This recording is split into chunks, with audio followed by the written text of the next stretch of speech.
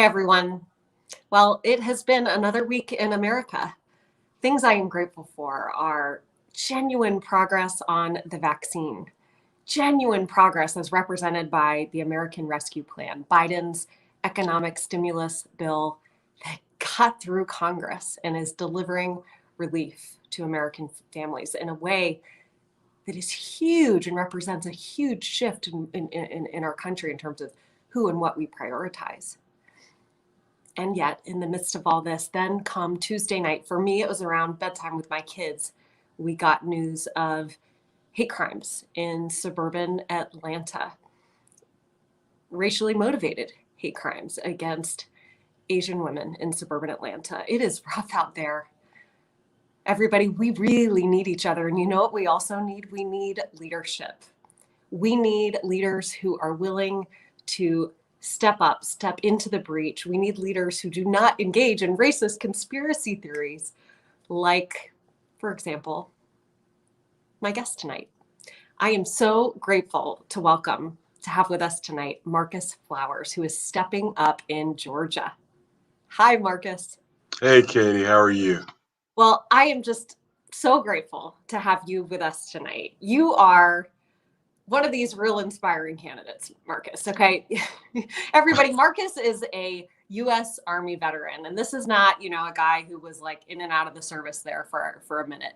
He has served our country for about 20 years, really since graduating college. Is that right? Graduating high school. I joined the Army right out of high school. Right out of high school, okay. And he's also a father. And he has been, as I understand it, contemplating running for office is not something you thought of decades ago or anything like that. Never in my wildest dreams did I imagine I would be running for Congress. I can tell you that now. And who is he running against? He is taking on Marjorie Taylor Greene in Georgia 14th District. So when I say that we need somebody to take on these racist conspiracy theorists, he is taken on the one. And what a story you have to contrast with hers, Marcus. And your district is also really adjacent to those Atlanta suburbs. I know Cherokee County, Yes. where these hate crimes occurred, this is the neighboring county. Right next door. And so, Absolutely. And so I know that you have been in on the conversation on this, Marcus, and I just really did want to start our conversation tonight because this is so timely. And, unfortunately, this horrific mass murder in the Atlanta suburbs just a couple of nights ago, there's been a very disturbing uptick in hate crimes against Asian Americans that has accelerated during COVID. And so I just wanted to give you an opportunity to speak to that, especially considering how closely this happened to your own home. Well, Katie, I tell you, we grieve alongside the AAPI community right now. These horrific acts of violence that we've been seeing for the last several months, culminating in the events in Atlanta just a couple of days ago. I don't know how else to categorize this. And I'm one of the guys who usually likes to wait for the other shoe to drop, given the statements by the chief. But I don't know what else to call it but hate crimes. And these things don't happen in a vacuum. When you hear words over and over like the China virus and Kung flu and things like that, that inspires certain people to do violent acts. And, we have to get away from that type of heated rhetoric and, name calling and start seeing each other for our humanity. I mean, this is a concrete, violent consequence of those words. And,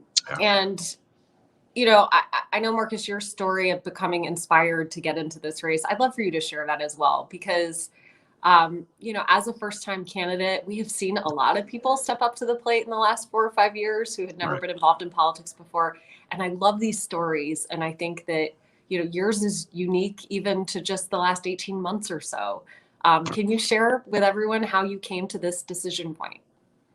Well, I mean, it's been a while coming, and I, kind of went back and forth over these things. But what really got me to thinking about it was the murder of George Floyd back in the summer, and watching everything go on, and seeing that people were finally realizing what was going on with Black men and women in this country as far as the assault on our bodies.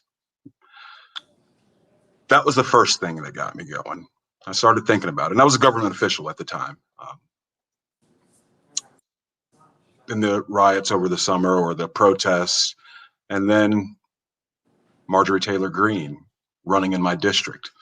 When it came evident to me that she was going to be our elected official, as I've told you before, I talked with the prior candidate, Kevin Van Ostel, and I was going to help him out with his campaign. And he decided to drop out due to threats to his family and issues with his relationship with his wife because of those threats. And at that moment, I decided, I have to do something. But what really pushed me over the edge, what really made it mission critical for me, was January 6th. At that point in time, I could no longer ignore what was going on in our country and the fact that Marjorie Taylor Greene, in my opinion, played a part in it. So I decided to leave my government job and run for Congress. Wow. And Marcus, your announcement video, I think it went kind of viral, right? It's got like at least 1 million views out there. A couple million views across platforms in the first few days. So, yeah, 1 million or it 2. got some people's attention. It did get people's attention, and certainly within our community, women were sharing it all over the place and going, "Hey, all right, look who's stepping up against Marjorie Taylor Greene." And what struck me about it is that you were absolutely willing in that announcement video to name her acts, say exactly why you're running. It takes her on directly. And oftentimes when candidates get into a race, they go, "Oh, I'm not going to talk about my opponent. I'm just going to, present myself." Tell us why you made that decision to be so explicit in your announcement and taking her on. Well, it's much more than just taking her on directly. In the video, I mentioned radicalization. I mentioned extremism. I mentioned disinformation. These are things that have been running rampant in our country for the last several years now. Having my background, I don't know if I've told you, but I've spent 10 years in and out of war zones in Iraq and Afghanistan. I was on peacekeeping missions in the Balkans before that. So I've seen, and this is not hyperbole, I've seen firsthand the damage done by extremism, by radicalism, by disinformation. I know what our enemies look like, and I know how they were radicalized. I see that same thing going on here in America right now. And I see Marjorie Taylor Greene perpetuating that kind of extremism and radicalism. The misinformation, it's killing us here in this country. And we got to take that head on. We're going to push back aggressively on this. So it's a much bigger battle than just taking on this person, we'll call her. So, Marcus, how has that gone over in your district? I heard a lot of positive feedback on that announcement from women who mostly live outside the Georgia 14th. How has it gone over there at home? Well, at my dental office, I'm a superstar. I just got my 3 wisdom teeth taken out the other day, and I walk in and they all, ouch. Yeah, well, good thing about it is I've been eating ice cream the past few days, so that's it's a fair trade-off. Good. Nothing but ice cream and pudding, but it's gone over better than you'd think in the district. The people here are receptive to it. A lot of people disagree with who she is. If you look at the district here, and let me say this, I'm not talking to people because I'm running. I'm running because I've been talking to people in the district, and they're not happy. One thing to know about the people here in Georgia 14 is they're kind, they're caring, they're generous people. People here will hold the door open for you. Still, in a pandemic, if you're 20 or 30 feet away, they'll wait for you and hold the door. That's who we are. But nobody in America knows that. No one in America could possibly believe that because of the person who represents us in Washington, D.C. is the exact opposite of who we are. And that's something we've got to change. But the people here are very receptive. More to your question, I'm getting a lot of positive feedback in the district. So, Marcus, that's so great to hear. And I think you're right that she's given your district a bad name. Yeah. And I love that you're stepping up to sort of defend that good name of you Absolutely. and your neighbors. That's bigger than politics. That's about home. That's about being a neighbor. Marcus, tell us how your life has changed since you did make this announcement that you're running for Congress. What do your kids think of it? What's the day-to-day compared to what it was before? I'll tell you what, my son is 14. He's taking an AP government class right now. and he thinks this is awesome because it's right what he's studying right now. And he's been talking to his teacher about it. And he's like, yeah, get him in and he'll talk to us and teach us government. And I was like, all right, guys, But they love it. My 8-year-old daughter, she's kind of starting to understand it right now. One of her teachers told her, said, your dad's going to be a pretty popular person here pretty soon. She had no idea what she was talking about, but she's starting to understand now. My 18-year-old daughter, who's getting ready to go off to college next year, she finds it very interesting as well. And this is something that I couldn't have done without the support of my family. So, I'm happy that they've got my back and they're behind me 100%. That's great because, you've got to look out at this and it's an exciting thing to take on for sure. Coming to it, challenge.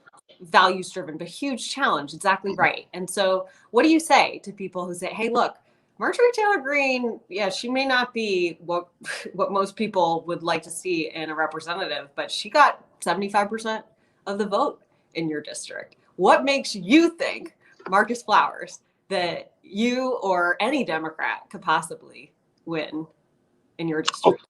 Well, look, the people didn't have a choice last time. So I'm running to give them that choice. And that's going to be a choice between chaos and stability. A choice between someone who said that 9/11 was a hoax versus someone who is actively serving the country on 9/11. Now, look, I'm under no illusions that this isn't going to be an uphill battle.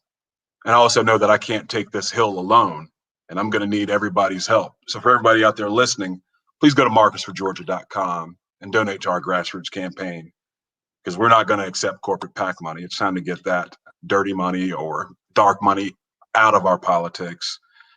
So I'm going to need all the help that I can. I mean, this guy does not sound like a first-time candidate. Marcus, you're a natural. Like, look at that. It's just like he went there. This is new for me.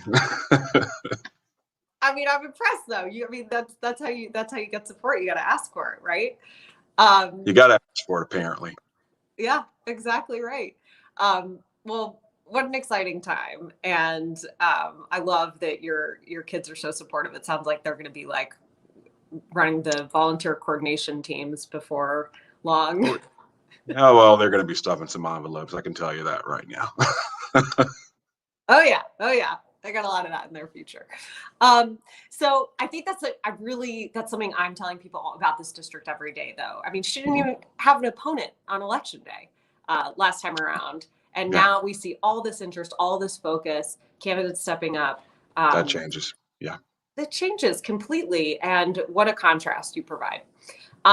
I want to talk about another big story out of Georgia, another with just huge real world consequences, which is all of these voter suppression bills. We know that this is happening in most states across the country, but there has been a lot of attention on what is going on in the Georgia state legislature with these ridiculous bills trying to make it just insanely difficult to vote. How do you think this plays out, both in Georgia and what would you do if you were in Congress already to help push the For the People Act, HR 1, the John Lewis Voting Rights Advancement Act? How are you looking at all that? How do you think this plays out, and what difference do you think that you could help make on this? Well, I'm someone who, coming from the military, coming from defense contracting, and being a former government official, I've worked with all kinds of people. I know I can work with anybody because I've worked with everybody, from our mission partners and from the UK, from France, Germany, the Balkans, Iraq, and Afghanistan. You got to build some consensus here. I mean, the John Lewis Voting Rights Act is a no-brainer, and all the bills coming out in Georgia, they should expect significant pushback. And, we're organizing here in Georgia. We're building movements, building upon movements that have already been started, so I think they're going to find that we're not just going to back down and take it. we're definitely going to push back on these voter suppression bills because well, I mean, that's what we're seeing. We're seeing Stacey Abrams and all these other organizations that are playing such a leadership role. I mean, that's what I mean when I say building upon movements. She and Lucy McBath, they got things really started here in Georgia. So, oh my gosh, yes, I'd just love to continue that. Oh, she's amazing. She was a guest here as well, actually, previously in December. She's awesome, isn't she? Yeah. Oh my gosh, so inspiring. Her book just put a fire in my heart. And I'm lucky, actually. My parents who live in suburban Atlanta are represented by Lucy, and we're so proud of that. If she was my representative, I can guarantee you I wouldn't be running right now. So I'd be happy with my representation. No kidding.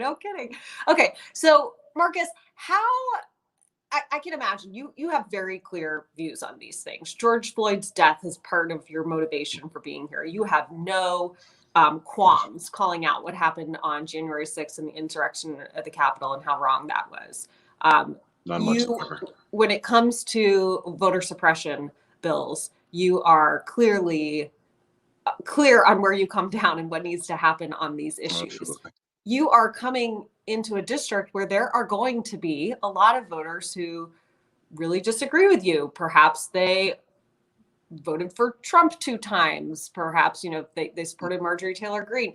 Is it even possible to have constructive conversations with voters who may not line up with you on these issues? Or is it better to spend your time on galvanizing support among people who do agree with you? What is going to be your approach in your district to how you spend your time in that regard with different voters? Well, like I said, it's a multi-pronged approach, and I have been talking to the voters. And you can disagree and still maintain your credibility. I've talked with people, and we disagree on certain things, but we can all agree on a lot of things, I think. And like I said, I've been talking to the voters, and I think we've got a real shot here.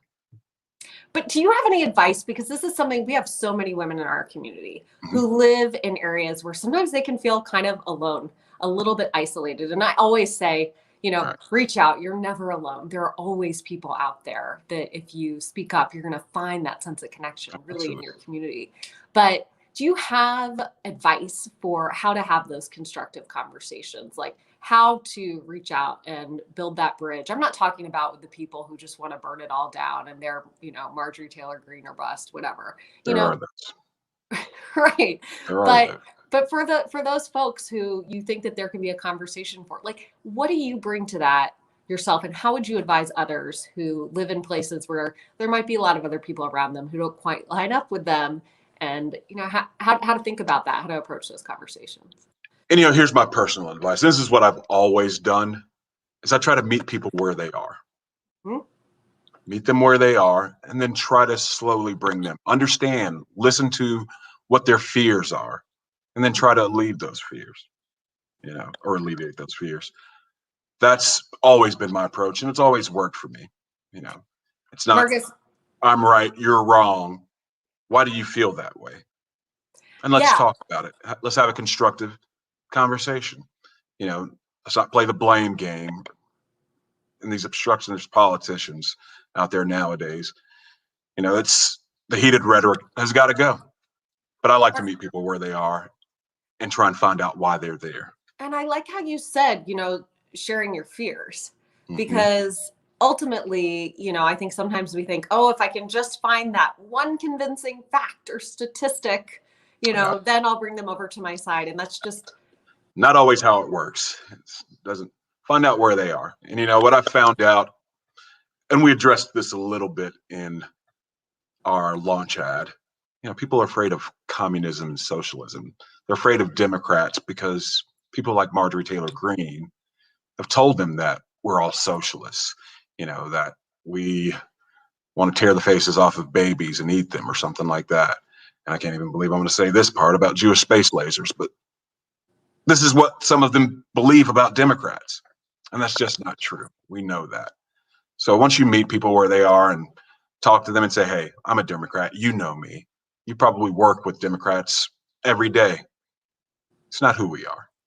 let's back away from all of that misinformation and disinformation. We're fighting a much larger battle here. So, that's just my 2 cents. Yeah, absolutely. Meeting people where they are is always, I agree, the right place to start. Do you think that is easier for you to do because of where you're coming from, having served your country and having that as a love of country, sort of, that experience of a veteran being a way to meet people? We have seen such an influx of veterans running, particularly as Democrats in the last several years. What role does that play in how you communicate with people, and why do you think so many veterans have gotten in? Well, again, coming up in the military, you work with people from all different backgrounds, so you have to try and understand where they're coming from. And that's just a skill you learn, having spent time in the military, having spent time overseas, what are the basic things that people want? They want to provide for their family, they want a decent job, they want to take care of their kids, get their kids in good schools. Everybody wants the same thing. So it's not that hard to meet people where they are because we're pretty much all in the same place. We're all in this together. And you have been juggling service to country with being a dad as well. And we have so many parents and grandparents always watching us here. And I know that is an experience and just a different kind of war zone, a little closer to home. I know sometimes it can yeah, getting kids between the rooms. Yeah, that's a whole other thing. More difficult than being in a war zone, I think. Yeah, well, you would know better than me. Okay, so Marcus, we are running up with about 5 minutes late. I always like to get in these rapid fire closer questions if you're game to get to know you a little bit better. You ready? Okay. All right. So first one is a piece of advice you would give your teenage self, that guy before he ever went off into the Army. I would probably say, take it slow, let it come to you. Back then I was in such a rush to, get out and see the world, enjoy the time, enjoy your friends in school. I'd tell that guy, just take it easy. Life's going to come to you. Okay. Your favorite guilty pleasure? Favorite guilty pleasure? Top golf, maybe? I think that's Top golf. I think that's my favorite guilty pleasure. I haven't been able to do it in a while, but I love going out and doing it. I've never done that, but it's fun. Go do it. I recommend it. All right, I'll look into it. If just for the food and watching people hit golf balls. That sounds good. All right, what about a secret hidden talent, Marcus? What do we not know about you that maybe we'll even learn a little bit more about as you venture on that campaign trail? Secret hidden talent. I don't know. I don't know about a secret hidden talent. I guess I found out that lately I've become pretty good at peeling off Confederate flag stickers from things. So I don't know if you guys have seen the videos of me doing that, but I saw one of those of you on social media. Yes. So maybe that's a secret hidden talent maybe that's it. Are you getting like faster and more effective? Just getting more efficient with it, apparently. That's I love that form of service. Still service, you're right. Right. Okay, Marcus, one thing that is giving you hope right now. The outpouring of support that I'm seeing come into the campaign right now. People reaching out from all over the country, people in the district reaching out to me and showing me their support. That's giving me a lot of hope and letting me know that we've done the right thing and we're on the right track. So that's the one thing that's giving me hope right now. All right. And we do want to we put it up once before, but where people can go to check you out on social media and your website, marcusforgeorgia.com, because a lot of women have been asking like, hey, all right, I want to get involved with that. I want to support him. So we really appreciate that. Yeah. So that's where we're going to go. Marcus, I want to thank you for your time tonight. I want to thank you for your service. And for just stepping up when we need leaders. Your opponent is not one. And so we need this leadership so badly. And it is yet another chapter in the service that in your service to our country and what you're doing now. And we appreciate that. Well, it has always been my greatest pleasure to serve. I never know how to take that when people say thank you for your service. hey, I got the best deal out of this. I feel like, I'm the one who's honored to have been able to serve. Not everyone can do it, but, thank you. I appreciate it. Thank you. Well, Marcus, we have a few women, I think one or two even from your part of the country, who we always like to have a few women come on at the end of these All right. interviews and who get to. Hello. Hey, everybody. Hi, guys. And they just have a little conversation to kind of reflect on what you shared during our time together, because we are all about at Red, White, and Blue building community among women so that we can support each other, inspire each other, learn from each other, so that we have got that strength to get out there and get involved. Outstanding. And we have to sustain that in between election cycles, because look at you, you're already out and running, and this election is so far away, but you got to be already. I know, have to be. It's time to push back already. Yeah, exactly. Say, Marcus, I'm with you on the Top Golf thing. We have one right near me, and I'm terrible at it, but it's a nice place to hang out with friends. So. I am too. It's great. If everybody else just wants to introduce herself, and then we'll let Marcus go and get back to work. But or maybe even have some time with your kids, Marcus. Yeah, it's kid time. I gotta start getting them in bed now. The little one, we've got about 30 minutes before her bedtime. But I appreciate you guys having me, and thank you. Absolutely. Well, Carol, Wendy, Julie, it's great to see you guys. Thanks for being here for the conversation and for building this community with us. Thank you. Thank you. Hi, ladies. Thank you so much for jumping on with us tonight. I'm going to let everybody go around and introduce themselves. Carol, I'll start with you. You're directly below me on the screen. So you're one of our Georgia ladies. You want to say hi and tell us a little bit about you? Well, I live in Georgia, originally from New Jersey. My husband is a retired military, so that's how we ended up here. And I've lived in Georgia since, since probably been like 20 years now. I live in Gwinnett County, and it's very interesting because I've been here long enough that when I moved here, the only other person of color I would see was a cashier in Kroger. And this past voting season, we have a Gwinnett County Commissioners Board that represents our entire community, including the Asian community. And what has happened this past couple of days has totally affected us very badly. I have a lot of Asian friends, and I network with a bunch of other ladies. And so it's totally been a very sad time for us.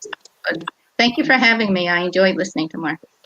Oh, great. And thank you so much for being on. I really appreciate it. Wendy, you want to say hi, introduce yourself? You're our other Georgia lady here. Hi, I'm Wendy Whitmire. I live in Georgia. I've lived here since 1989. So it's been a while. I've been here in the state. I've worked some time with Everytown for Gun Safety and Moms Demand Action. So what happened here in Atlanta is very distressing. I also live in Cherokee County, which is where the shootings took place. So I really enjoyed listening to Marcus. I'm really interested in hearing more of what he has to say and how it concerns us here in the state of Georgia. I do not live in his district, but I know people who do live in that district who want to see change. And they want to see Marjorie Taylor Greene gone. Right. And I know Julie Collins and I both have been involved with like Moms Demand and the gun violence prevention movement. And I know it's really frustrating just to see very slow progress on that and so much extremism around it. So I was really happy to hear that was one of Marcus's big things, was to fight that extremism. That's the kind of voices we need in Congress. Julie, you can introduce yourself. You've been on here multiple times, so people know you just as much as me, but go ahead and say hi. I'm Julie Collins. I live in Westerville, Ohio. I'm an organizer with Red, Wine, and Blue. All right, well, let's chat a little bit about Marcus, because I was really impressed. I thought he was.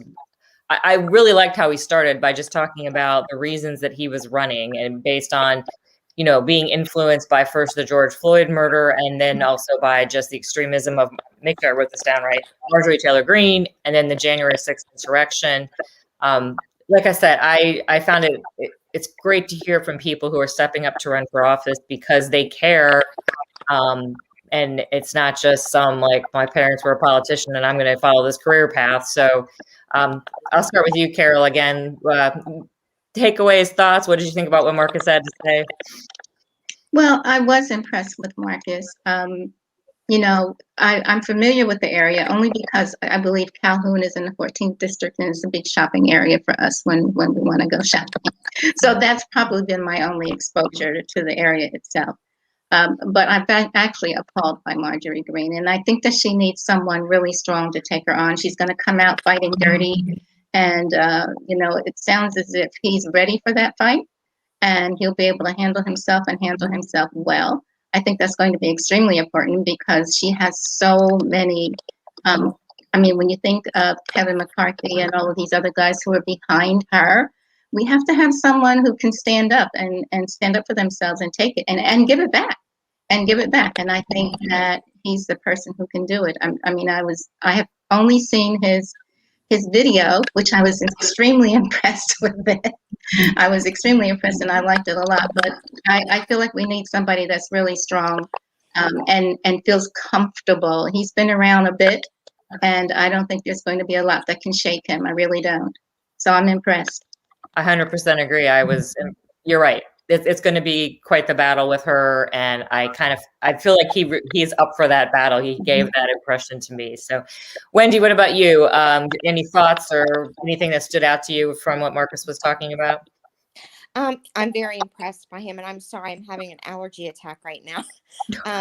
But I was very impressed with him, and I think he is a strong candidate, and he is someone to take Marjorie Taylor Greene on.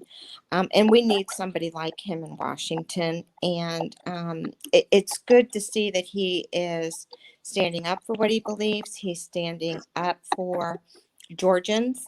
He is changing the narrative in Marjorie Taylor Greene's district. And I think those are really important things. And I think that he is a family man. He's a family person. And that is something that's very important to voters too, so that there is a relational aspect to him. You know, he's somebody that people can relate to. And, you know, I'm very impressed and I'm very glad that he is in this campaign. And I think he's coming out strong. And I think he has to because she's tough. She's going to come out swinging, and she's going to throw all the conspiracy theories and everything that she possibly can. And I think he seems strong enough to stand up to her and to fight for Georgia and for that district. And I think that is what's most important right now. 100%. And I was going to say, and Julie, you've seen lots of people come on who are running for office here and being interviewed. You've seen people who are elected officials coming on, and you've worked for elected officials, so you have a lot of experience with that. So I'm sure I would, curious of your impression. And I was also going to mention to you that I really loved him talking about that firsthand extremism that he sees and how he stepped up because, he wants to take it head on. And I wrote down that like we all need to join in that fight. And that's really part of what Red, White, and Blue is trying to do is have people using their voices to fight back. So I'm just giving you that opening. You can kind of riff on your takes on the interview. Well, I was very impressed with him, but also a little thrown off because he looks just like my brother. He talks like my brother, and he had my brother's mannerisms. I'm like, Scott? But his approach to talking with people who disagree with him, I thought was phenomenal. And I thought, too, that was going to be a great, great skill in a district where you have some folks who actually voted for Marjorie Taylor Greene. So that means they must think like she thinks. Not obviously not everybody, but some of them. And so if he can have a conversation with them that doesn't lead to, just ugliness, I think that's actually pretty good. And I think that he has the calmness and the levelness, kind of like what we used to see with President Obama.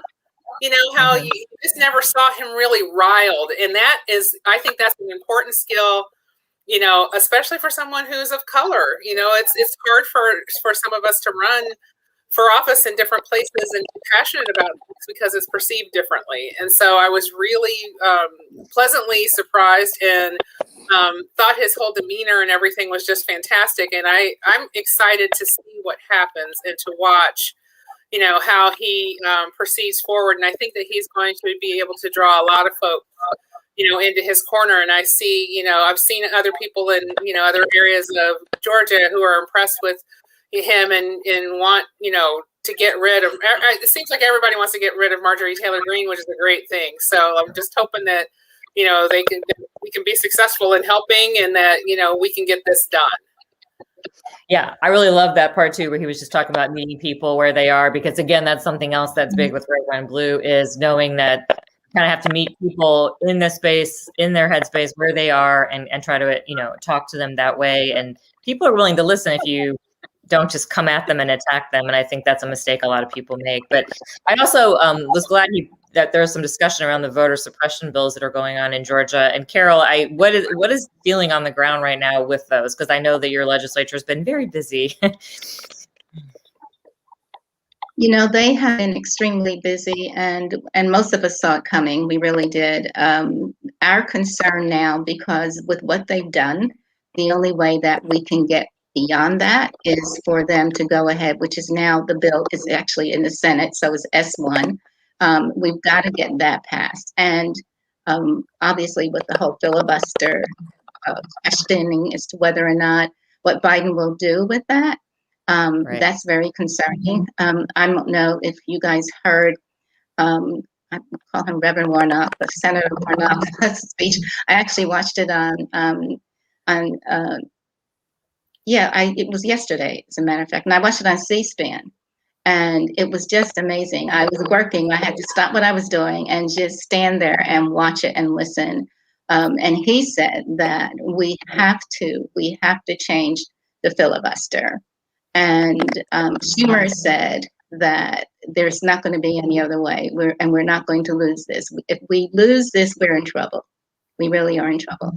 But I think that's going to be our salvation, and it should be our salvation. I mean, that bill should have been passed way before John Lewis even died. So that's our concern, is basically if that's going to get through the Senate. Yeah, 100%. That should have been passed a long time ago. I totally agree. John Lewis should have been here to vote for that. So, so last question, I'll just go to you, Wendy. I was just curious about how you think all the voters are feeling in Georgia right now, because obviously you guys had the presidential election like we did, and then you all got that extra Senate run that just dragged out longer. And now we're rolling right back into the congressional and also fighting voter suppression bills. There's just a lot going on for you all. What's the feeling for you guys right now? Are you ready to engage, or is it kind of like we're exhausted? Well, I think there's a little bit of election fatigue, just a little bit. But, you know, I think that people are excited still. I think we're excited that Georgia has turned blue. And this is something that this state has wanted for a very, very long time. So we're so excited that we are at this point in history. And I think our momentum needs to keep going and pushing forward and keeping Georgia blue. But, you know, if we can kind of rest up a little bit, and we'll be ready to go by the time this election comes up. And we're excited and we're ready for it, and we're ready to meet the challenges. So I have so much faith in Georgia right now. And I'm proud to live here. I'm proud to be here and see the excitement and the new movement here in Georgia that's turning us blue. And I think it's wonderful. So we're excited. That's fabulous. All right. Well, ladies, I really appreciate all of you coming on tonight, giving us your thoughts. And I love hearing about, firsthand experience from Georgia, because we love Georgia, right, Julie? We're ready to come and help you guys with maybe post-COVID, since we're all starting to get our vaccinations. Yeah. I would love to come down to Georgia. You're welcome. Julie and I wrote. All right, everybody, we thank you. Thank you all for coming on. It was really nice meeting both you and Carol and Wendy, and everybody have a good rest of your evening. All right. Thank you. Great. Thank you. Thanks for having us. Thank you.